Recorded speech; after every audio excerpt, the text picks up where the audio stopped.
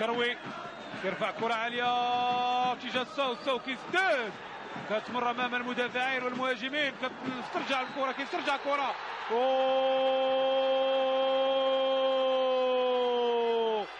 الحكم محمد العلام يعلن عن ضربة جزاء، يعلن عن ضربة جزاء. محمد بن رابح على الاحتجاج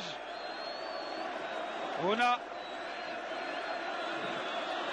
ضربة جزاء أمامكم الصورة، والحكم يشير بطاقة صفراء. نعم شوفوا أمامكم الصورة، الصورة واضحة أمامكم، يعني تناقش ضربة الجزاء أمام المياغري، وجه لوجه، فرصة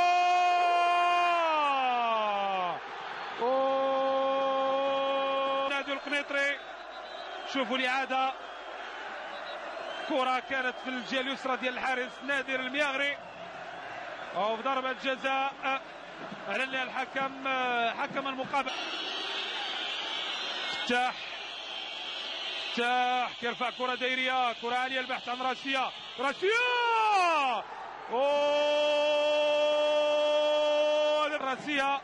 فتاح لعب الكرة، وراسية كانت من الحواصي أو من أحد المدافعين. شوفوا إذا كان ممكن نوقفوا اللقطة نعرفوا مسجل الهدف.